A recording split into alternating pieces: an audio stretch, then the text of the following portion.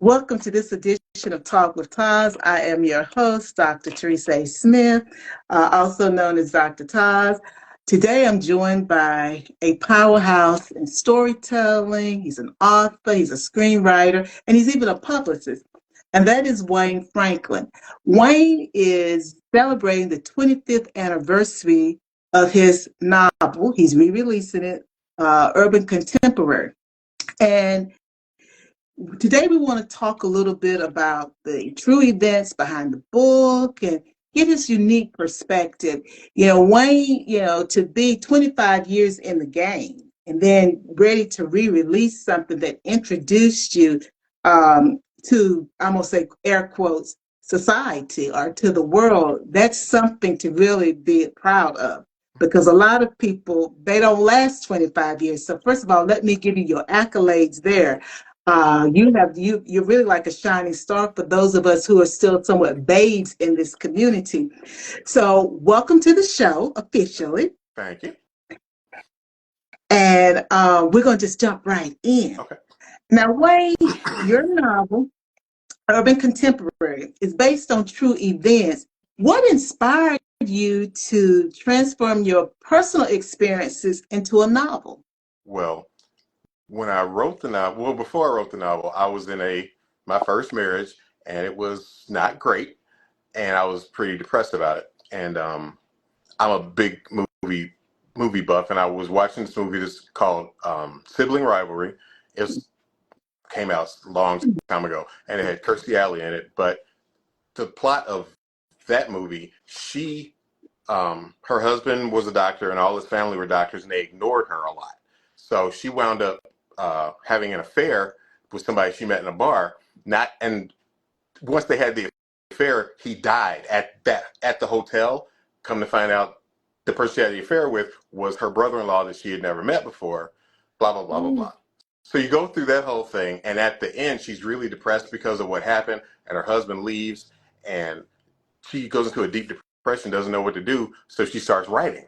And the movie ends, she wrote a bestseller, getting all that out. And I said, I should try doing that. And I just took some legal pads and started writing. And after a while, I had a stack of legal pads about this big. And then I transferred that over to a stack of typing paper about that big. And I stuck it in a shoebox because I didn't know what else to do with it. And while all this happened, that marriage came to an end, and the person that I was dating then, who became my second wife, we were at Barnes & Noble one day, and she called me over and said, look, and there was a sign on the shelf that said, get published today. And I said, okay, let's figure this out. And that was 25 years ago. And I got published and got a copy of the book in the mail, and I was all happy, and that was pretty much it. I didn't know what else to do with it, so I didn't do any press, any publicity. I didn't do anything with it. One of the ladies that I worked with at the time, her mother had a book club, so they all bought the book and did it for their book club, and that was like the height of my fame at that point because I was excited. I said, people are reading this, and I get to talk about it. And I didn't do anything else from there. That was just my claim to fame. Yeah, I wrote a book, and you can get it on Amazon, and that was the end of it. And I didn't know what else to do. So fast forward through the second marriage, starts to fall apart. And people knew I wrote the book, and I've written screenplays based on the fact that I wrote a book. Oh, can you write my script? So I became a screenwriter, and I never did anything else with my book except say, yeah, I wrote this, and that was pretty much the end of it. And then as this marriage fell apart, I met my current girlfriend while working on a movie set. I was running sound, and she was, as we call her, the clacker girl.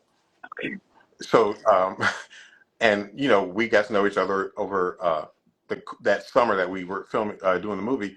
And come to find out, she has 2 books out, and she had gone through all the publicity and the release parties and everything. And she's like, how come you didn't do anything? I said, I didn't know what to do, and I didn't know who to ask. So she got me introduced to different people. to get my name out there. And she said, we have to do something for the 25th anniversary. So this coming November is the 25th anniversary. So we're doing press and everything to rev up to the re-release in November. Well, when you were talking, Wayne, I was thinking life imitates art. And I'm like, was it life imitating art? Yeah, because you were watching Sibling Rivalry, and I'm gonna have to look that up because I do vaguely remember that because I really like Chrissy Alley, Mm-hmm. and I love movies, so I'm gonna look That's that up a good movie. once we're done, and then I'm thinking, okay, so life is imitating art, and I was thinking, okay, so you've written your novel. So now we've moved forward and you got published that day. Now you're learning or you're working the process of an author with doing the circuit, Yeah. getting your book out, getting yourself in front of people. But I want to go back a little bit. When you talk about writing about real life experiences, that can be so powerful because we have individuals in the audience who may be established writers and some who will listen to this on the replay who are wanting to write and they want to share their personal story. Were there any moments during that writing process when you had those stacks of legal pads that were especially tough for you to write and put down on paper for other people to read? A lot of it, it was hard because as I was writing it, it was cathartic. So it would get everything out, and a lot of it came across like a journal entry, right? Mhm. But of course, I'm changing the names of the people. But to write it out and reread it, a lot of that was hard because I went through a lot of different things already, and then to have to revisit it, it was painful. But once it was all over, I'd gotten it all out, and so it was like the book, the published work was a bonus on top of me getting all this pain and anguish out of my body. Mhm. So it's But like that was the. I'm no, sorry. no, go I ahead. was Sorry. I was gonna say that was the. I wasn't real. I didn't know what to expect. I've always been creative, and I didn't know what to expect when I did it. But I just figured this would be something that I would write and be done with. But it became so much more than that, and I wasn't really expecting it. I was happy. I was proud. I was excited because I was like, You can get something from me on Amazon, but it took so long. I mean, I got it done. I started writing it in '95, and it was published in 2000, and I was happy with that at that point, not thinking it could go this far. Mhm. What I was going to say, Wayne, was, or I was going to ask, because I understand that you said it was cathartic for you, and then you had a work product that could benefit other people. Hmm. Were you ready, though, At that point, emotionally, not the work product? Well, maybe the work product too, but were you ready? Because I believe we all have mhm. stories, and I've shared my story, and I shared it very openly. I was molested at the age of 4. I was bullied as a child, bullied as an adult, lost my sight when I was in the 6th grade. Saw my uncle shot and killed in front of us. But I share my story, but I was ready to share my story. So when you were writing in the legal pads, were you ready to share the story, or did your readiness come through that cathartic writing process? When I wrote it, well, the thing is, I've always been told I'm an oversharer. I will tell everything and like, yep, this happened and this happened next, and Mhm. not necessarily looking for sympathy or anything. Mhm.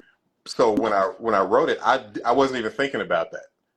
And it's funny when you said that. It reminded me of when I went to the book club that I was telling you about. They started asking me questions, and I said, the things they were asking me, I'm going, I didn't even think about that because they pointed out that up to a certain chapter, Chuck, the character's name is Chuck DeVille. That Chuck was one way, and then once he met Roxanne, then he was this way. And they, did you do that on purpose? And I was like, I didn't even realize I did that. But, and that's when you said how the work could help other people. I Mhm. wasn't even thinking about it. It was really selfish of me at the beginning. All I'm doing is writing and getting it out of me because it's driving me crazy. But then to find out that it helped somebody, that literally, that blew me away because I was not expecting that. Well, have you read your book recently? Yes, because I'm working on, Lisa's giving me the stink eye right now. Yes, I am reading it because I'm supposed to be working on the audiobook. Mhm. But I read it maybe a couple of months ago, and it's funny. Every time I read it, I go, that was a really good book.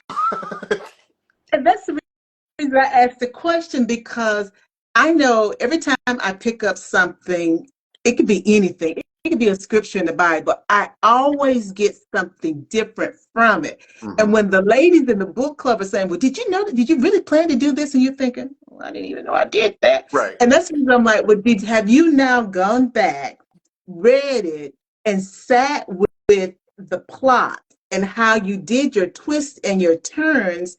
And as my mentor would say, give yourself a pat on the back that you were that created, but you weren't even thinking that when in your conscious right, mind. It was that unconscious mind that was really weaving the story in such a way that the audience is fascinated.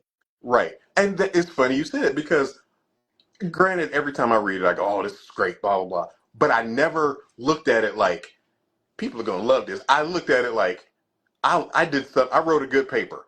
Uh-huh. I wrote a good report or whatever. But and like when I wrote it, my mom, I let her read it, and I was nervous about that, but I let her read it. She said, "Wayne is good." I'm like, "You have to say that. You're my mom." And anytime I would hear people go, "Oh, this is good," I'm like, "They're just being nice." Let's call a spade a spade. I've always suffered from low self-esteem, and having this talent, I looked at it like, well, yeah, but it's just me. Now, have um I have I have three sons, and my youngest son is the same way. People absolutely love this kid.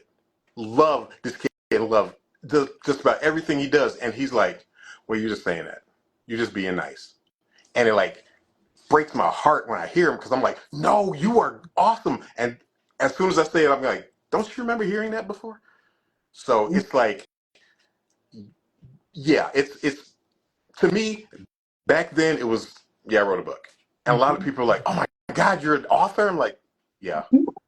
Thinking like it's just something I did once, not realizing the impact that it has on people.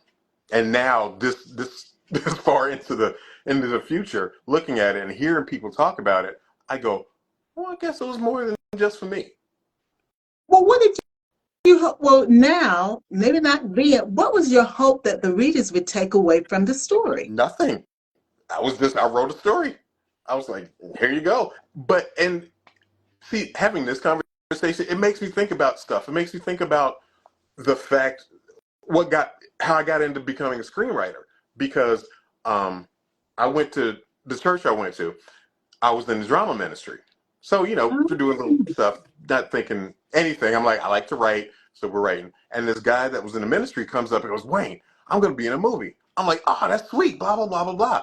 And the guy that's making the movie goes to this church, and I go, oh, all right, well, cool. And then he goes, but he doesn't know how to make a movie. And I said, what do you mean? He said, he doesn't know how to write a movie. So I told him about your book. I'm like, okay. And I gave him my copy, and he read it. No, he said, and he's going to call you. And I said, that's fine. He called me that week, and he said, I read your book.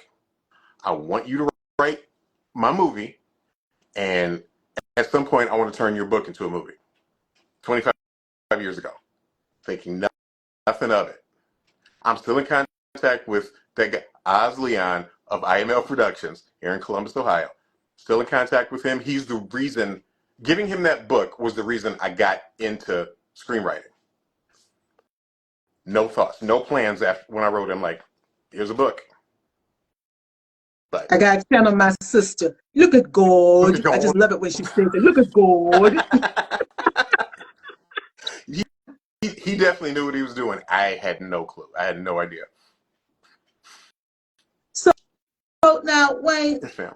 since you've talked about this gentleman and the potential screenplay, Mm-hmm. I know you're working on the audio now. Mm-hmm. Do you feel that with mainstream literature, there's a well, some people would say there's a lack of diversity, particularly when it comes to love and identity and personal growth. Mm-hmm. How do you think that urban contemporary could help fill that gap? Knowing what you know now. I don't want you to think about when you wrote it Right. because you were writing from a different mindset. Yes. And before I let you speak, I want to say this.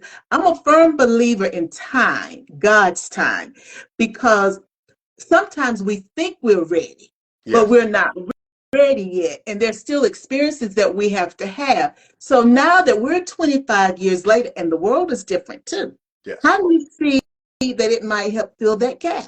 Well, as you were saying that, all these things are popping in my head.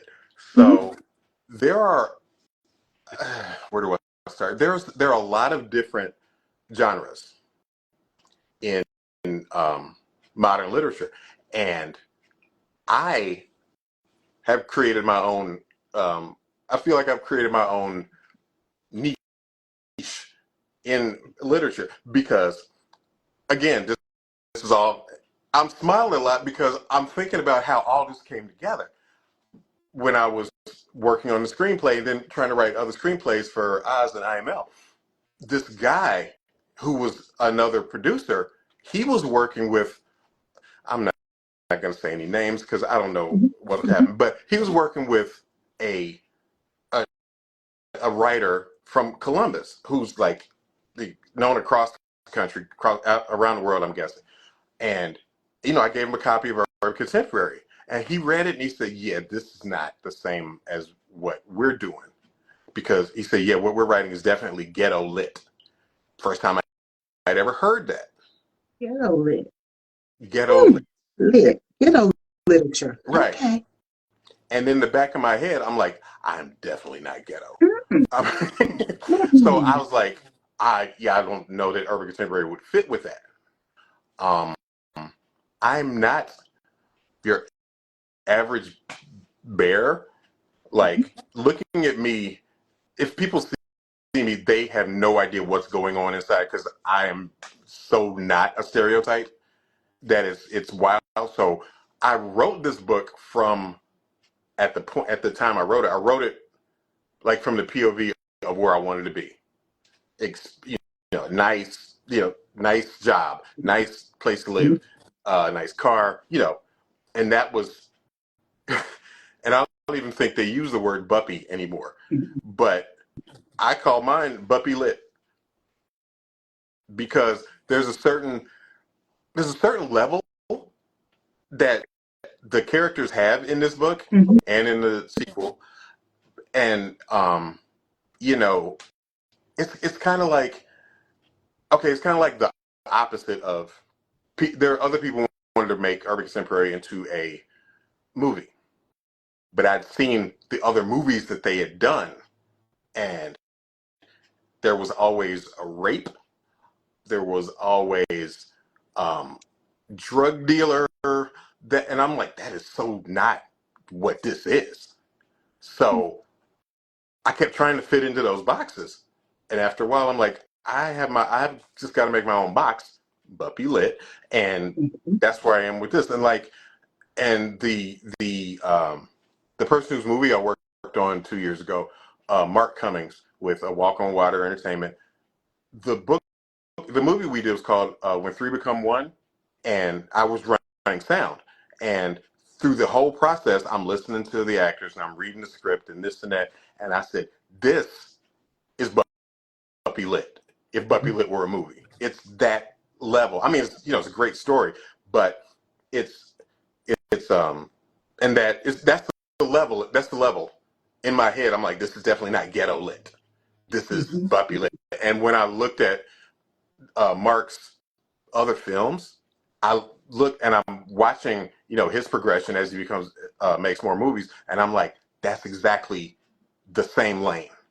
And I haven't even asked Mark if he has a niche or a genre that he considers it, but I saw it. That's where urban contemporary is. That's where my next two books are, in that same realm. Well, I want to say this because as you were talking, I got a download. It said baby, but I'm going to say child. You got to Yeah. protect your child. Urban contemporary is your child, That's and my you first have to one. protect Yeah. it. You got to protect it. And you kind of alluded to this already, but I want you to be a little more specific with it, Mm-hmm. because what I'm hearing is at this moment in time, because we do stuff, because I do it too, and I look at it, I'm like, oh, did I write that? Yeah, you wrote it. Right. I didn't realize I was writing that at the time. It seems to me that with this child, with this baby, there are certain misconceptions or social norms that you're challenging Oh. through this novel. And that's the reason why I say you got to protect the Mm-hmm. baby. So, can you speak on that just a little bit? Yes. I always go back to a video I saw a couple of months ago, and the man was talking about how black men, what our challenges are, and you can't act a certain way, you can't be a certain way without being judged. And when I saw that video, I was like, that's exactly what I'm talking about. Like this book, you see, as Lisa, as my girlfriend said, you see it from a man's point of view. You see the pain from a man's point of view, because any other time we're not allowed to be emotional. We're not allowed to be sad. We're not allowed to be silly. We're not allowed to be happy. So, as the guy in that video was saying, you have to be stoic at all times in order to be accepted. I remember I have a I had a dog whose name was Chuck, named after the character, and a little fluffy corgi, right? And some guy was moving out of my apartment complex, and he had a pit bull that was as tall as me, but the pit bull loved me. Every time it saw me, it jumped on me and blah, blah, blah. And he had to move and couldn't keep the dog. He said, you want to take him? I'm like, I don't think Chuck is going to deal well with this dog. And he made a comment. See, you take this when you get you a man's dog. Fully affectionate. Mm. And I'm like, okay. And then at the time I had told him, I said, yeah, Lisa basically will never visit me again if I keep this dog, because she doesn't like pit bulls. She gonna come back. Don't let her push you around. And I'm sitting there going, it's not about that. I'm that guy. I'm gonna check. I'm, and a lot of people look down on me because of that. I've been looked down upon for being a good person, for asking questions instead of just ordering people around and saying, this is what you're going to do and this is what you're not going to do. I'm not him. So that urban contemporary is going to challenge that. I look at people who haven't read it will look at it and go, well, what kind of man is this? And what kind of man is that? It's me. This is the type of person I am. I'm not, so I can be selfish, but I'm more selfless, because if I'm in this relationship, I want you to have the best and I want the best. It's not all about me, but that's looked down upon. That's looked down as weak. And also I always have to say is, Lisa keeps saying this is going to be a bestseller. This is going to be, because you're going to speak to a lot of women, because women don't know this side. A lot of women are just like, all men are dogs because of this, and this. And she told me, Oh, yeah, I lost your volume. Okay, you're back. Volume. she said, she had a friend that they used to sit around over the weekends and just talk, have conversations, and they would say, I wonder if there are any men sitting around having this same conversation. So she said, women are going to love this. They're going to eat this up because they get to see the other side. And of course, Mr. Low self-esteem, okay, if you say so.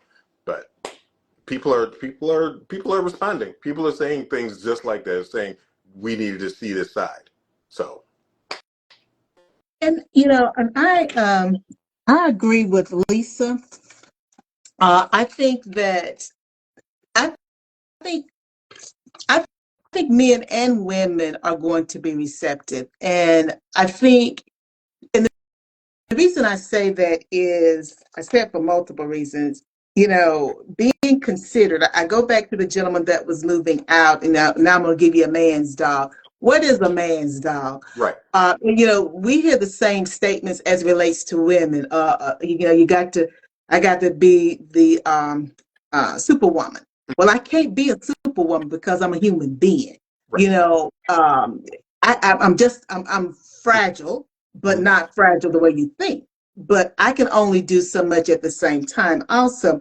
But when you talk about that, I'm thinking considered. Well, to me, that's manners. And I think sometimes we've gotten away from just regular old manners and being considerate of someone, as you said, instead of just ordering them. And it's very easy because we're moving so fast and it's the way we socialize now. But urban contemporary makes us kind of take a step back and look at things differently. And I think this thing of being selfless, um, and my thing for the 2025 and on probably is about respect. And so what I will say to you when you talk about the low self-esteem, we're taught to respect everyone else. But as I said, and I said this online and I said it to my mother offline, but you didn't teach me how to respect myself. I don't know what that looks like. And sometimes it means I'm telling myself that I'm good enough. Because you talk about your youngest son, I have to teach myself that. I have to teach my children that because society will say that you've got to fit into this mode. And if I don't fit into that mode, then does that mean that I'm less than? Right. And I just think there's so many opportunities for conversations to ignite and go so many different ways as a result of urban contemporary. So I think that, I believe the book is going to be well received with the relaunch. Now, I got to get this question out. Are you going to add any additional information in there that folks might want to get the new edition? It's basically the same book, but I figured nobody saw it before, so it'll be new to them.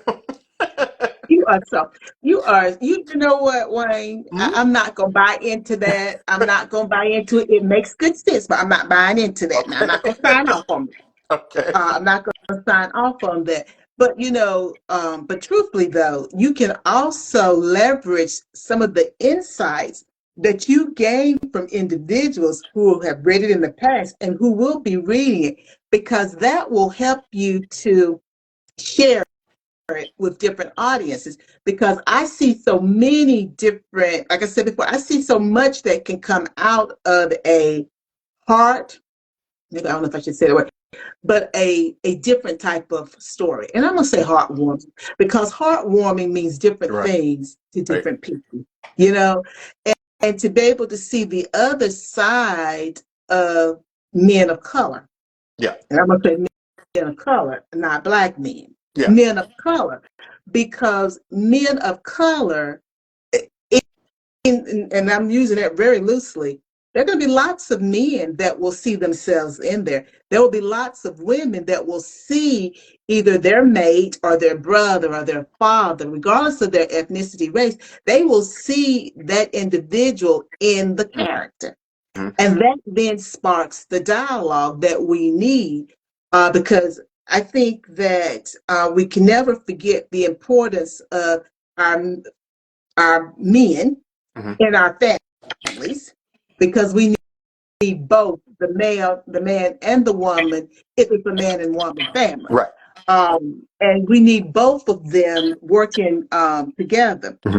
So now, for those who might be just discovering your work, Yes, ma'am. where can they get a copy of, you mentioned it already, but where can they get a copy of Urban Contemporary? It's available on Amazon. That it's either you can look up Urban Contemporary, but it's easier to look up Urban Contemporary W.R. Franklin. because just urban contemporary will take you. You got to go through a bunch of different titles to get to mine. So and if it doesn't come urban up under W.R. Franklin, do Wayne Franklin Urban Contemporary. Urban Contemporary. Well, I know it's there because I downloaded my ebook a couple of days ago, so I know it's there, and I just put Urban Contemporary. Okay. And it's Listen got to the Dr. picture. Todd. She knows what she's talking about. Yes, and show that picture again because it's the picture of the gentleman, so that they'll know what it looks like. You're going to see the picture of the gentleman because like I said, I downloaded and I just put Urban Contemporary in Amazon, and I was able to download the ebook. So Wayne, if you had one last thing that you'd want to leave with the audience, what would that be? I guess I would say it's okay to be yourself. It's okay to be the you that God made. You don't have to try to fit into other people's mold, like you said, other people's what they expect. And yes, it's all right. It's okay to be yourself. You don't have to, because a lot of people say, "Oh, I love you just the way you are." As long as you do this and this and this, you don't have to follow that list. Just be you. And that's a powerful message, Wayne, to be you, who you are, love you for who you are, accept you, and don't allow other people to change you because you're uniquely created. And I think the Urban Contemporary shows that book was uniquely created out of your life experiences, and it's resonating with audiences. It resonated then, it's resonating now, it's going to resonate in November when you re-release it. And to think you were just being you. Yes. I didn't think about that. But yes, Just I was being just you. being me. Just being you. Well, Wayne, tell the audience how they can stay in contact with what you're doing so they don't miss anything. Oh, okay. I'm on Instagram under This is W.R. Franklin. I'm on Facebook under W.R. Franklin Media. And I also have a YouTube channel, and it's W.R. Franklin Media. Or you can go to my website, which is wrfranklinmedia.weebly.com. Well, Wayne, thank you so much for joining me today and sharing Urban Contemporary with my audience and your journey and how you're really going to be changing how we view literature. That puppy lick. And I cannot wait to see where everything ends. It's always a pleasure to have innovative individuals on Talk with TAS. And so I thank you so much for joining me today. Thank you for having me. I really enjoyed this. Thank you. And also thank you to our audience. Thank you everyone for joining us. Someone I know says if they don't invite you to the table, create your own table. And you know, they're right. You create your own box, but we've been doing that forever. I think sometimes we forget that we have that ability. Yeah. And that's another reason I think it's so timely that Urban Contemporary is about to be relaunched, because it shows again that we have what we need to create what we want. We just got to believe it because he's already given it to us. Yes, definitely. So again, thank you so much, Wayne, and thank everybody for joining me. And until next time, before you go try and take care of somebody else, please make sure you take care of yourself first. Bye now. Bye-bye.